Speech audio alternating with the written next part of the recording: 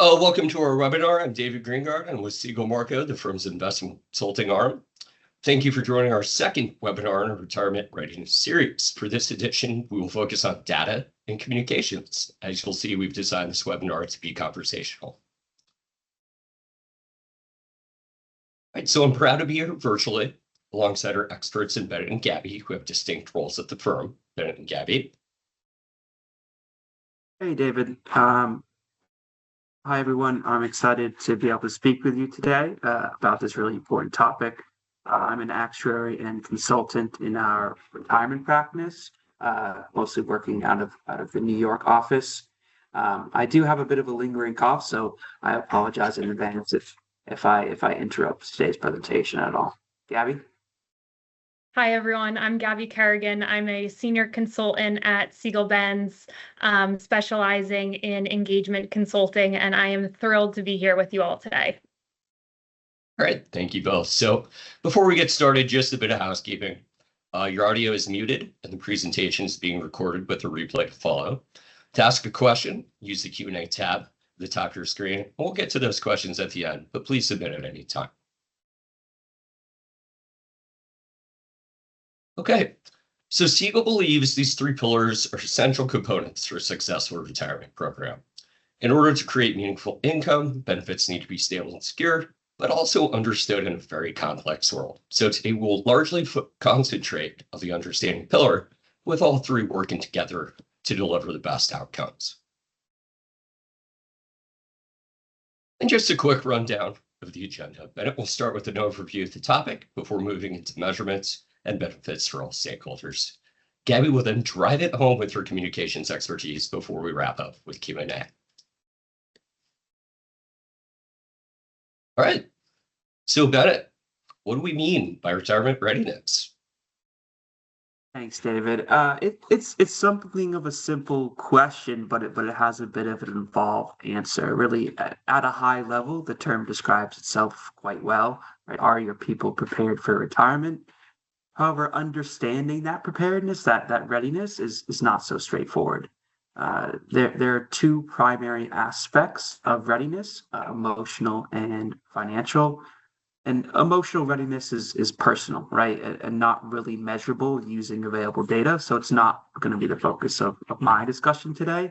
Nevertheless, it is important to remember that emotional readiness is a key factor in individuals' retirement decisions, whereas financial readiness is, for the most part, objective and measurable with the data available to plan sponsors. So this is really the aspect of readiness I'll be focusing on today. And in general, when we talk about retirement readiness or retirement readiness insights, we're referencing trends in the financial readiness of a population. So moving on to the sources, same slide, but moving on to, if you go back one, perfect. Moving on to the sources of retirement income, that second emblem there in the middle of the slide. Many of us are probably familiar with the analogy that the U.S. retirement system is a three-legged stool, right? The three legs represent the sources of retirement income for American workers: work-provided benefits, Social Security, and personal savings being the three legs of the stool. Now, work-provided benefits were traditionally pensions. However, as we all know, the prevalence of pensions has waned over the last few decades, especially for workers in the private sector. Currently, many more workers' retirement benefits coming from the contributions to defined contribution account balances, decent retirement plans. Social Security payments, right, are a little less certain than they used to be as well. While there's a general expectation that Congress will pass legislation and take action to address the projected shortfall of the trust, there's been no action currently.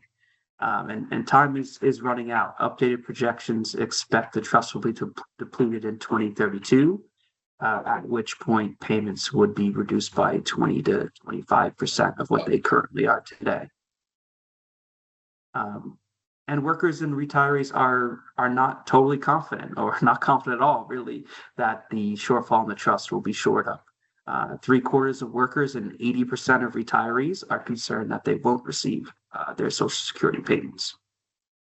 So two of the three legs of the stool have been weakened, in recent years, which means that the third leg, right, really needs to pick up the slack when it comes to supporting the weight of individuals' retirements, right? So the importance of individual saving, which is mostly done through defined contribution retirement plans, has grown significantly in recent years. But at the same time, individuals' ability to save for retirement has also decreased, right? This is kind of where I tie in financial well-being, which is another one of my passions other than retirement. And because retirement today is so incumbent on individuals' ability to save throughout their career, save consistently, financial well-being has a very large part when it comes to retirement readiness. And I think, as we all know, people's financial well-being is kind of in a fragile place right now. The cost of living has gone up significantly, especially since the COVID pandemic. Cost of education is way up. Housing costs are high. Insurance costs have gone up significantly. Childcare costs have ballooned in recent years. So, in combination with the lower stability of workplace provided benefits and Social Security, the personal savings leg has both become more important, but also more challenging. So, even if your company has a generous or competitive defined contribution retirement benefit, many of your people will not be on track to achieve retirement goals. And this is really why it's so important that you're measuring your people's financial readiness to retire. Some of your people will be well positioned to meet their retirement goals, but many others won't be. And identifying who your struggling participants are allows you to take action, right? It allows you to identify any shortcomings in your retirement program. Maybe you notice that there's something systematic when it comes to the outcomes of the retirement readiness, and maybe there's a gap in the structure of your plan that needs to be addressed. You can offer education to struggling participants, not only educating them about the importance of saving for retirement, but pointing them to the other resources you may have available to help them maybe improve their financial well-being so that they can afford to save for retirement. And then also, measured retirement readiness allows you to curb the negative consequences of low retirement readiness. Right. So obviously individuals face consequences when they're not adequately prepared for retirement. Right. They may need to work longer, or they may need to lower their standard of living in retirement, which no one wants to do. But there's also consequences for organizations. Right. People working past their desired retirement may be less engaged. Right. They really command a higher portion of payroll and health benefit costs than their younger peers. And their long tenure can clog up the promotional pipeline, meaning that talented workers might leave your organization in search of more opportunities. Now we can go to the next slide. All right, so how do we actually go about measuring financial retirement readiness?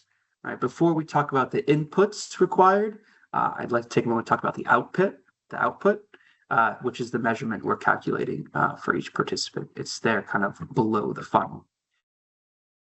Ultimately, the goal of retirement benefits and retirement savings is to replace employment income. Each of us spend our careers receiving a periodic paycheck. So when we're no longer working in retirement, we need to use a combination of the three pillars of retirement, which talked about, right? Combination of pension, Social Security, and savings to pay ourselves in retirement. Therefore, to measure how ready each individual is for retirement, right, we need to determine the amount of income that they're on track to replace. And we do that with the retirement income replacement ratio, which is on the bottom of the slide. Right, and as you would expect from everything I just said, an individual's income in retirement divided by their income in the final year of employment is that replacement ratio. Right, so the hard part is determining those two factors of the ratio, right? And we use the information going into the top of the funnel to calculate those two factors, right? So we need to be able to project the three sources of retirement income at each individual's retirement age. And we do that using a combination of demographic and retirement benefits data, as well as a number of assumptions, right? So There's lots of data that goes into it, but some of the key data fields are age, gender, years of service, current account balance, deferral rates, current compensation. Right, but there's also, because we're projecting future results, we need to make some assumptions about the future, and that's why we really advocate for an actuary to be involved in the retirement readiness measurement process. And that's kind of why I, as an actuary, am talking to you all today. Right, future pay increase rates, future asset returns, they're unknown, they need to be estimated. Account balances that are projected to retirement age need to be annuitized, which requires, right, additional interest rate assumptions, mortality assumptions. All right, so once we're able to successfully calculate replacement ratios, a natural question might be, what's the right ratio? What's the number that we're trying to solve for? What does it mean to be retirement ready?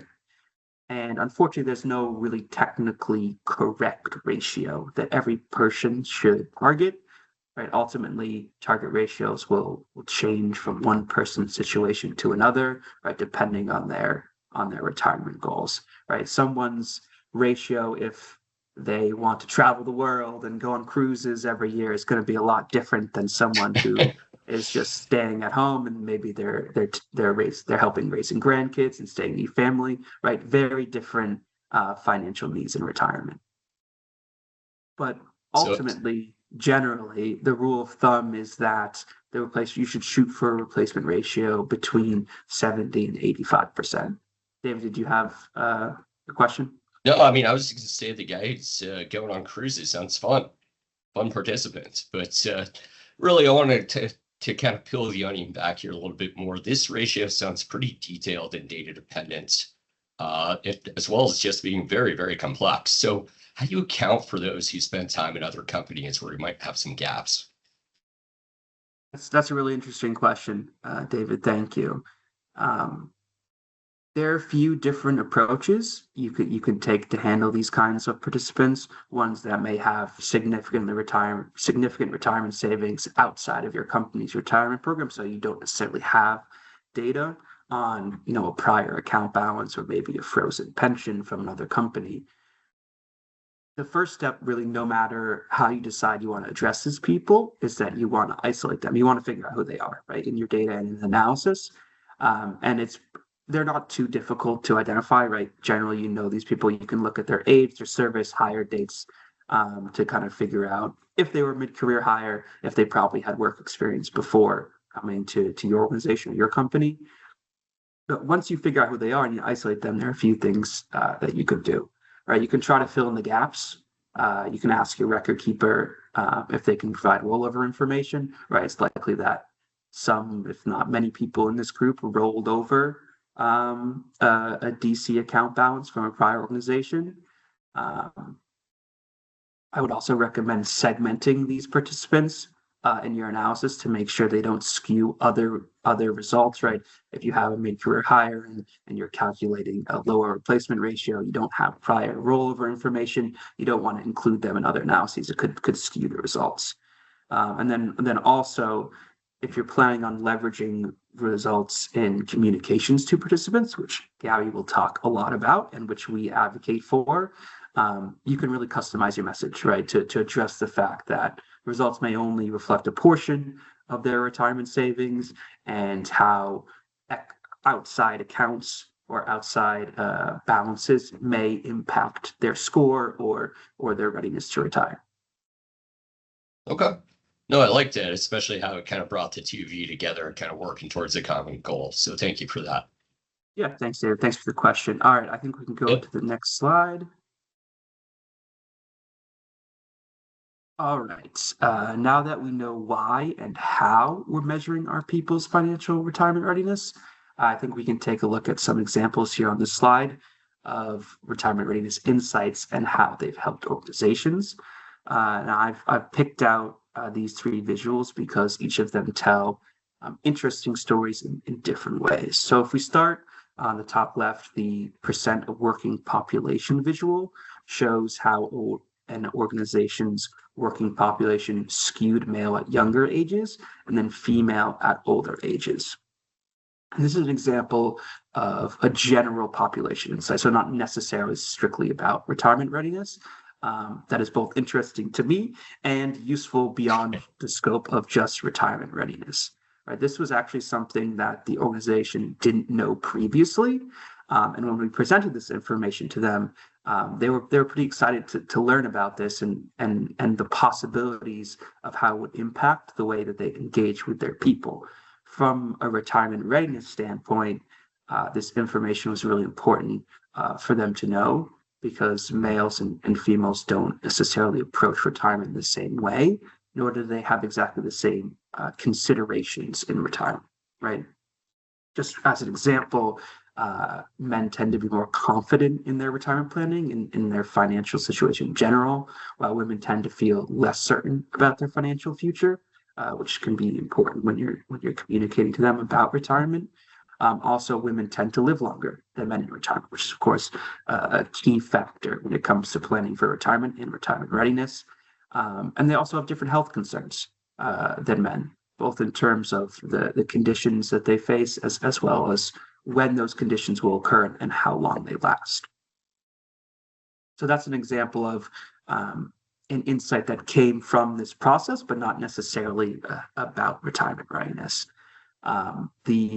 The graphic below it, the percent participating in the DC plan match visual, shows the breakdown of match participation rates by male, female, and by region. And this is an example of how an insight from this process can shed light on trends in the retirement plan that are kind of obscured when you're looking at plan level metrics. For this plan, the overall full match rate is probably about 72%.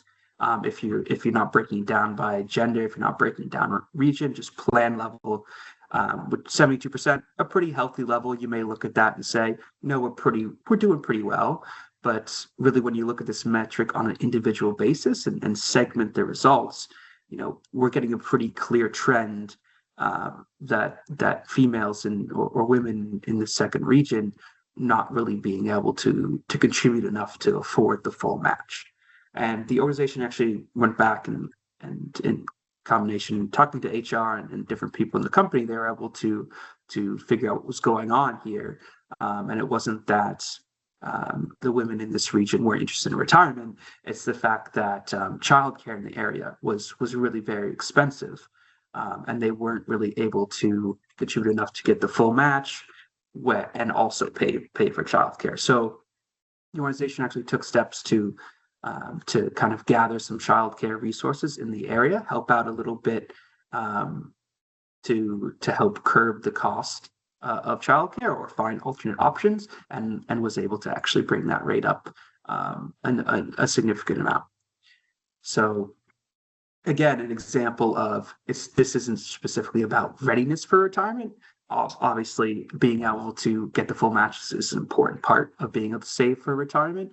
But again, an insight that not necessarily about retirement readiness, that still had a very positive impact on the company's retirement benefits and their participants.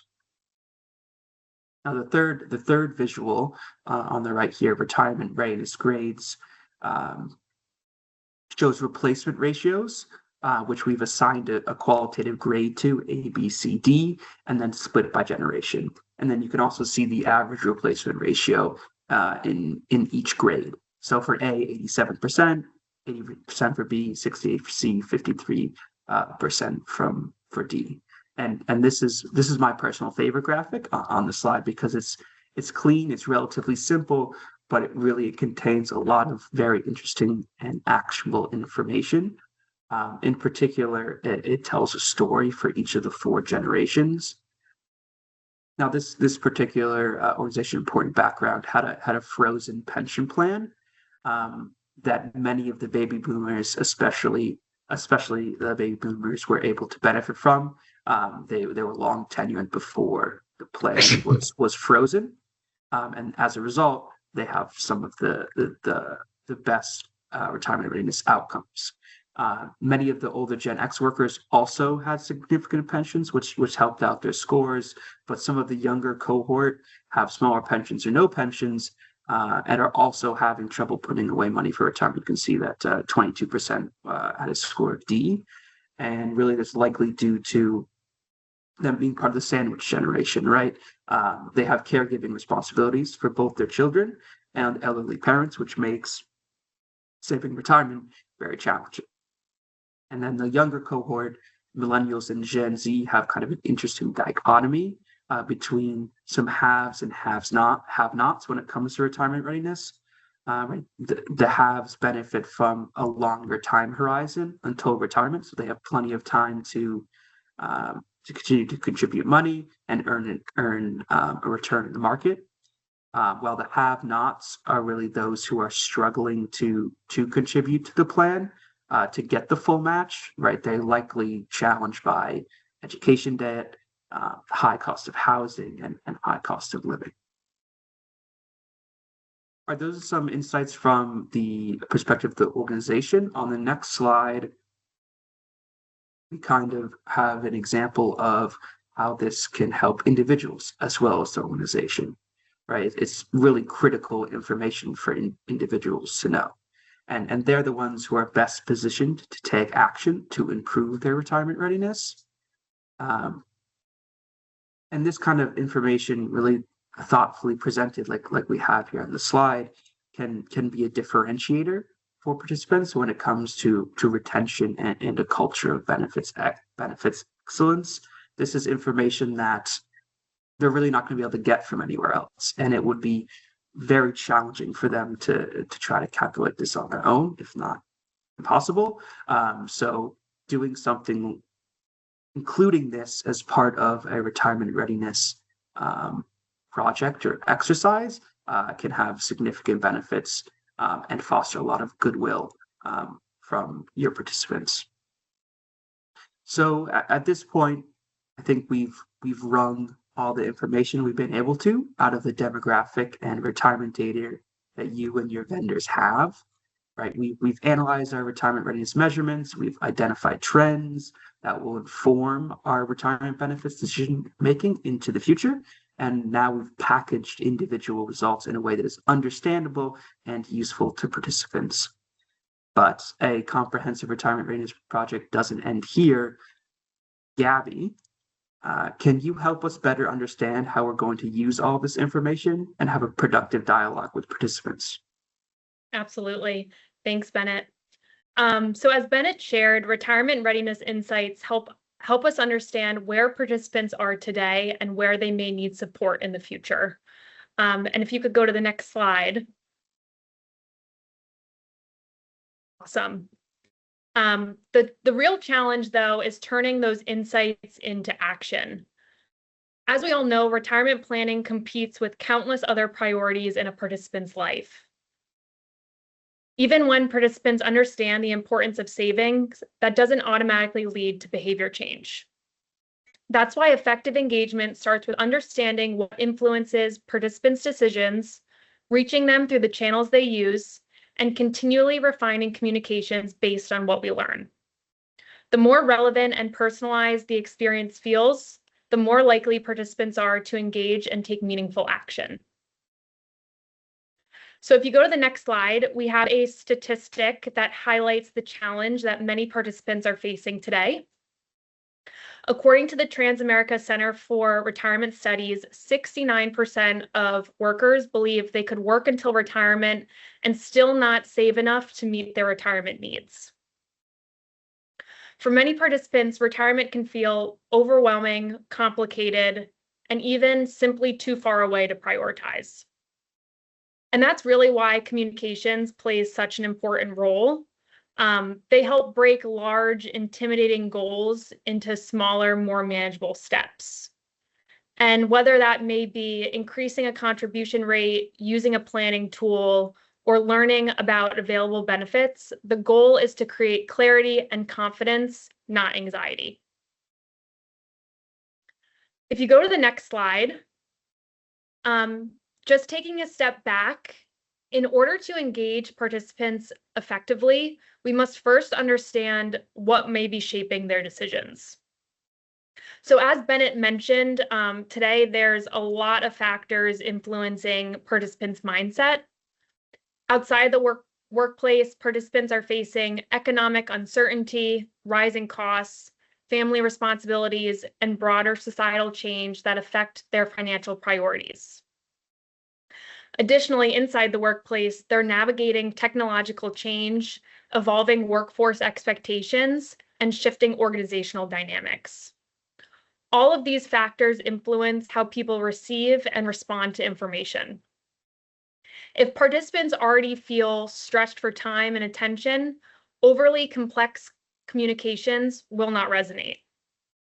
That's why successful retirement communications focus on delivering timely, relevant information that helps participants make informed decisions. If you go to the next slide, once we understand the factors influencing participants' mindsets and broader needs, the next step is really aligning communications to where they are in their retirement journey. So for younger participants, the goal is often awareness and helping them understand the value of their benefits. So this could mean, for example, if their organization offers them a DC plan, why contributing early matters for their financial future. For mid-career participants, they may need reminders about their pension benefits and encouragement to maintain healthy saving habits while balancing competing financial priorities, such as tending to their growing families, buying a home, saving for their children's education, and a lot more. Participants approaching retirement often need decision support around income planning, retirement timing, and distribution strategies. So what's important to note here is that while the messaging may change across these groups, the objective really remains the same. We must help participants appreciate their benefits and make informed decisions that improve their retirement readiness.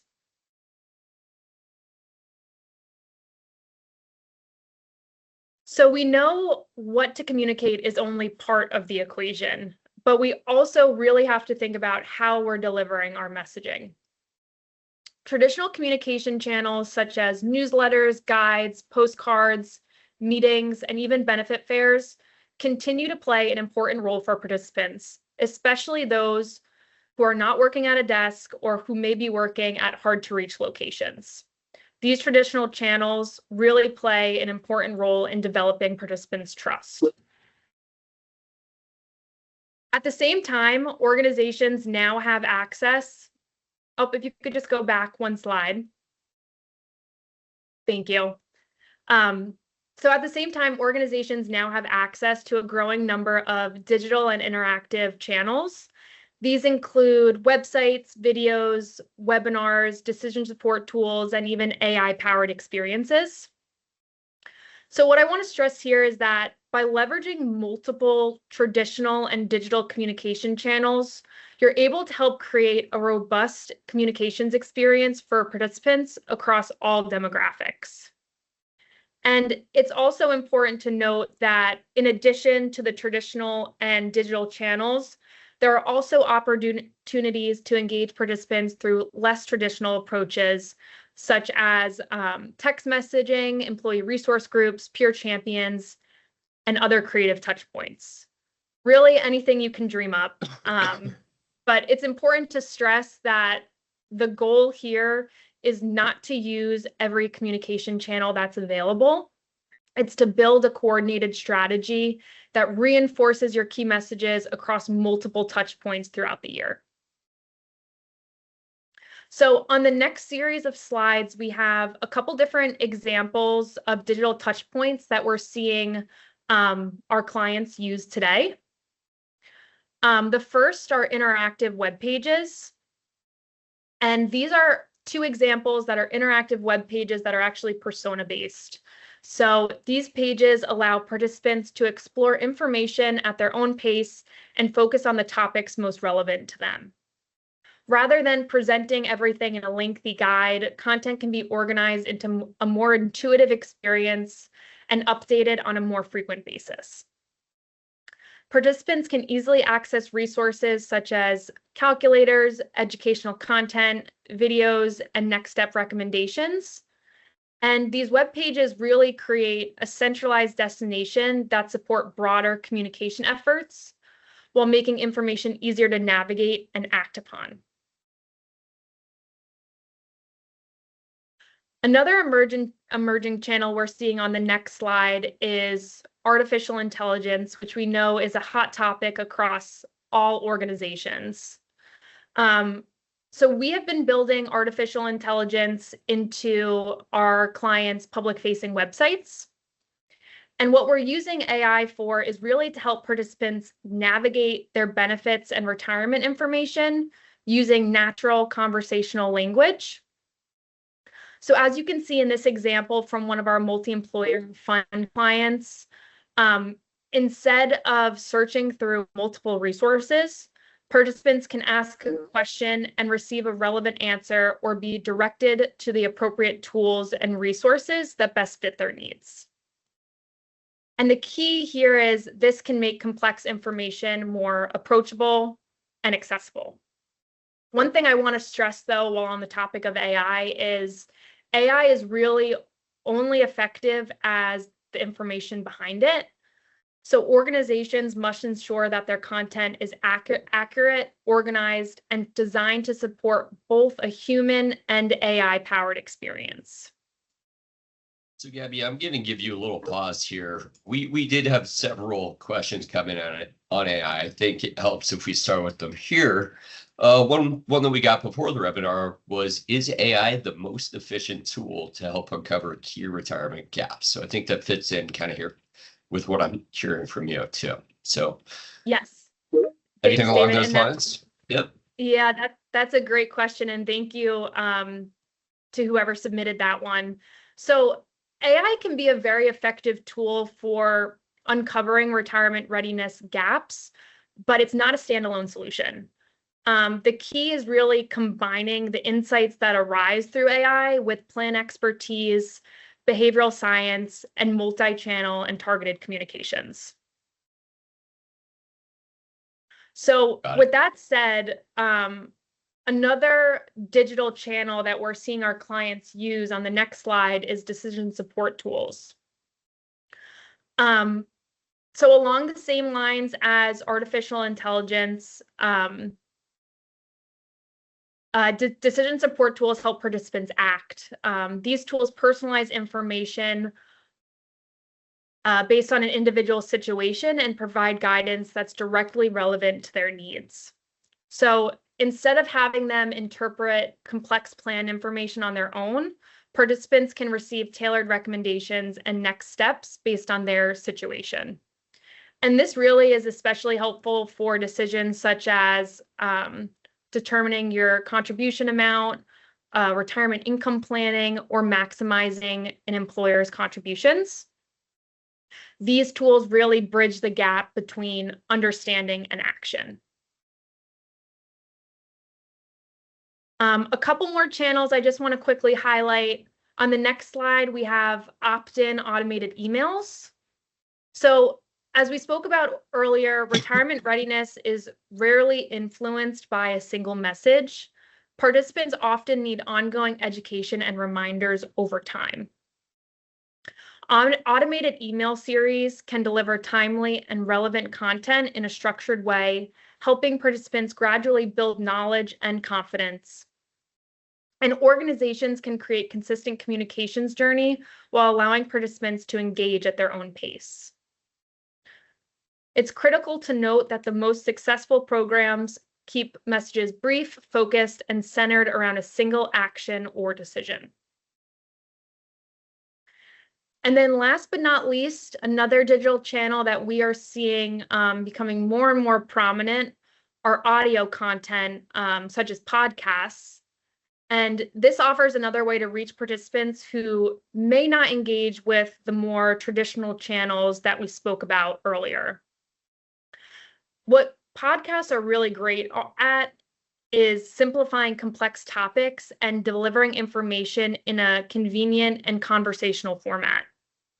They allow organizations to share expertise, answer common questions that may arise, and discuss retirement planning concepts in a way that feels accessible. Another thing that podcasts can do really great is complementing other communications that you may be sending out, and reinforcing key messages that you're already communicating about.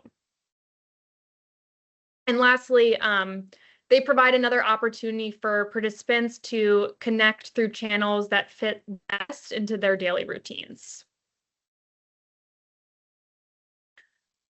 So if you go to the next slide, while these tactics may look different, the most successful approaches share a common foundation and they're driven by their strategy.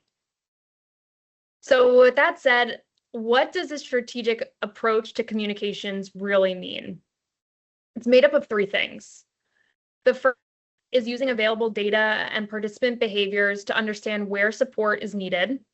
And that's what Bennett touched upon earlier in this session, and we'll dig a little bit deeper in just a minute. The second, we must create cohesive campaigns that build familiarity and trust over time. And third, we must apply proven communication and marketing principles such as audience segmentation, clear calls to action, and consistent messaging. Retirement readiness is a long-term journey, and communications should really evolve around their participants' needs. So before we go into a couple real-world examples, on the next slide, I just want to touch on a couple points that the most effective strategies do. The first is listening. So surveys, polls, and participant feedback help organizations better understand participants' needs, preferences, and barriers. Quantitative data can reveal trends, while open-ended feedback often provides the context behind those trends.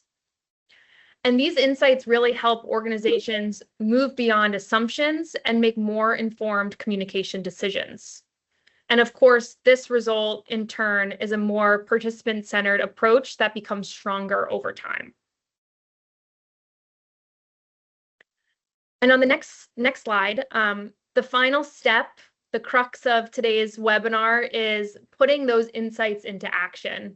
So participant feedback helps identify both strengths and opportunities within a communication strategy. It allows organizations to refine messaging, improve their channel selection, and better align their communications with key participant decisions. This is really where retirement readiness data and participant feedback come together. So as Bennett mentioned earlier, data helps identify where participants may need support, where feedback helps determine the most effective way to provide it. And when combined, these insights create a more targeted strategy that is better positioned to drive engagement, action, and ultimately improve retirement outcomes.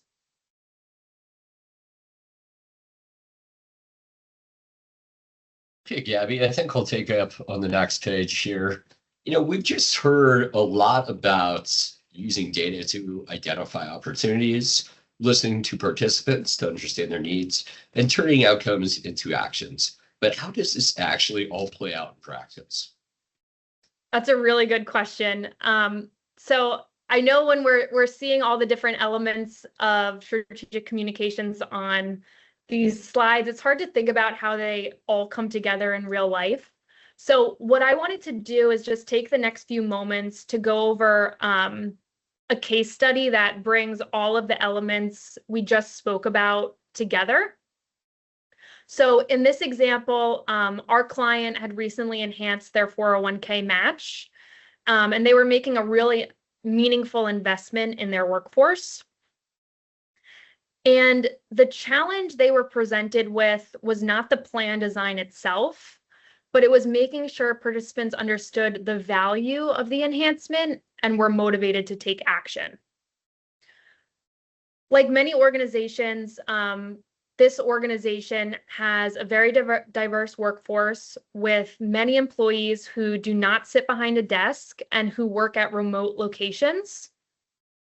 They also have varying levels of financial literacy, retirement confidence, and engagement with their benefits. So rather than relying on a single announcement and infrequent reminders, we worked with this organization on developing a year-round strategy designed to build awareness, reinforce their key messages, and support employee decision-making over time. So our strategy really began with participant data. We reviewed participant behaviors and benchmarked on plan metrics to identify where certain opportunities for them existed. This helped us not only understand what participants were doing, but also where communications could have the greatest impact for their people. We used this information to inform our year-round communications campaign, which we branded as Meet Your Match. This simplified the concept of the employer match and made the value proposition more tangible for participants. So instead of focusing on technical plan details, the campaign really focused around one question. Are you taking full advantage of the money your employer is offering you? We supported this campaign with a coordinated multi-channel approach that included both traditional and digital forms of communication, including emails, web content, postcards, a guide, and even an interactive decision support tool. And the decision support tool was particularly important for this organization because it helped participants understand how increasing their contribution could affect their retirement outcomes, helped them maximize the company match. So the results demonstrated the power of combining really strong plan design with strategic communications. Average contribution rates increased from 6.5% to 10.6%. And contributions increased by 63% among participants who had made a change. Additionally, 15% of participants increased their savings rate enough to maximize the employer match. And it's important to note here that these results didn't happen because of a single communication or a single tool. It happened because the organization took a thoughtful, participant-centered approach using data to identify communication opportunities. They then delivered relevant communications through multiple channels, and they provided clear call to actions that participants could actually take. So the bottom line here, before I turn it over to David to open us up for the Q&A, is successful behavior change requires more than just a single communications campaign.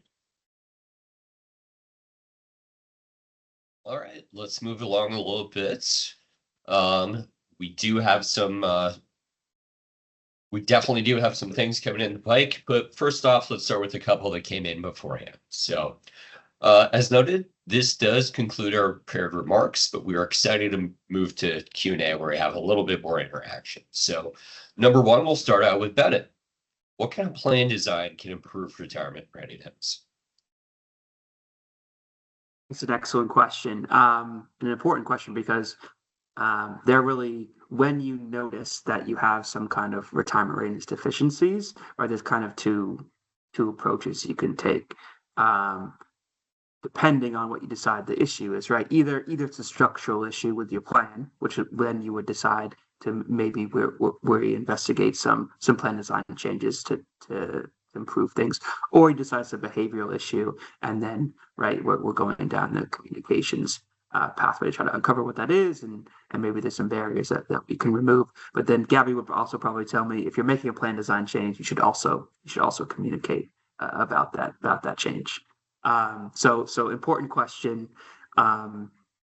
If you're really looking to solve for, the only thing you're looking to solve for is maximum retirement readiness, defined benefit plan's the way to go. A pension plan's the way to go, right? It's really the only type of design that you can ensure retirement readiness, because the sponsor fully controls individuals' income and retirement. Now, right, like we talked about, like everyone knows, that the costs and risks of DB plans, right, make them less attractive to organizations. And you're rarely just solving for maximizing retirement readiness, right? But there are modern plan designs, cash balance plans, variable annuity plans, right, that limit those costs and risks while also having the retirement readiness upside.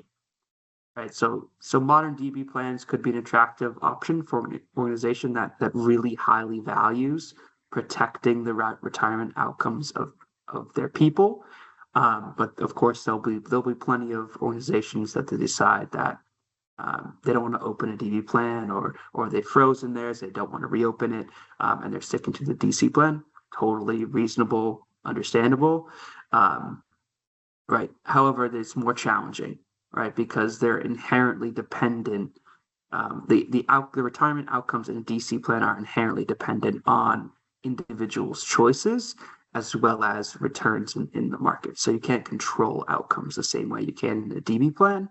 However, there are ways to include DB-like features in DC plans, and it's becoming more popular to really increase the retirement success for your people.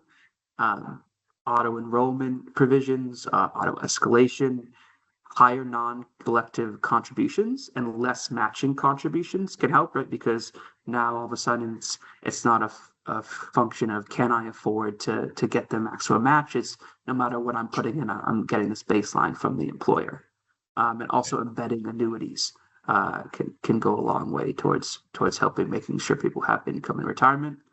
And then the last point I'll make, because I know I've been talking about this question for a while, is financial well-being. Financial well-being support is retirement readiness support, right? I talked about this a little bit during my section, but when retirement outcomes really are incumbent on the individual and their ability to save, higher financial well-being equals higher retirement readiness. So if you don't already think about financial well-being benefits, if you have a program already, think about ways you can strengthen it.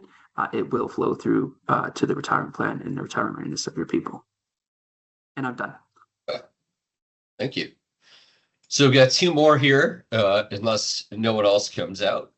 But we do have one for Gabby, which is how can employers help protect retirees from financial scams as cognitive abilities decline? It's a tough one. Tongue twister. Yeah, exactly. I gave you the hard ones. That's a really good one.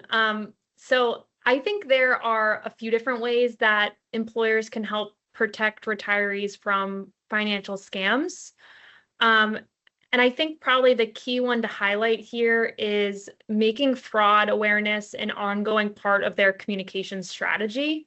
So what that means is regularly educating retirees about emerging scams, reinforcing messages like pause and verify before acting, and encouraging the use of trusted contacts through multiple channels. And on the cognitive side of the question, as cognitive abilities change over time, consistent, easy to understand communications can really serve as an important layer of protection and help retirees make safer financial decisions. Okay. Thank you so much. So we're going to wrap up. I would also add, go ahead. Sorry, David, real quick, from a plan design perspective, kind of keeping retirees and pre-retirees decision making within the plan's ecosystem can go a long way towards limiting the retirees' exposure, right, to financial scams if they're always on your company's platform or record keeper platform. If you're keeping those decision points in-house, right, it kind of limits the exposure of them going off and trying to find some financial product, right? They're much more susceptible to scams. Whereas if they know they're supposed to, if the products are available within the plan's ecosystem, it's much safer. Okay. All right. So final one. It's this one is for benefit. How can you help plan sponsors help their participants with decumulation? Okay, yeah, I can jump in here, right? So decumulation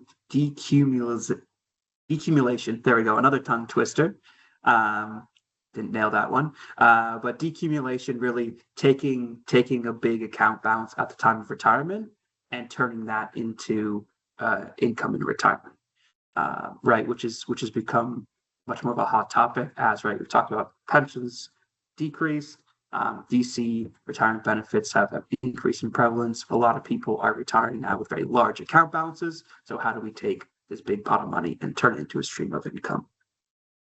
And really, it's the best way to help your people deal with it is to add distribution options that make it simple for participants to turn their account balance into income. So talking about allowing for periodic withdrawals from their accounts, and also possibly embedding annuities within the plan itself, which is definitely a hot topic, becoming more and more popular. There are more insurance providers out there who are offering these kind of products, more retirement record keepers offering these type of, well, not record keepers, but these institutional providers offering these embedded annuities within the plan, right? You get the benefit of institutional pricing. You can't fall victim to any predatory annuities or financial products out there because everything's controlled by the plan, by the trustees of the plan. And also studies show that guaranteed income that comes from an embedded annuity allows retirees to spend more in retirement. And it's also linked to retirees staying healthier because they spend more money on preventative health care.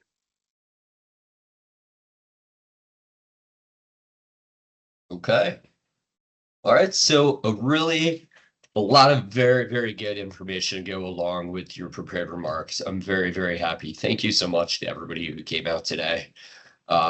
Once again, just thank you for being here. I know it was a long lift, and we'll absolutely get the replay going to you. In the meantime, please scan the QR code to take the survey, because we'd always like to get better. So once again, thank you from the entire Sequel Marco team. Hope you have a great afternoon.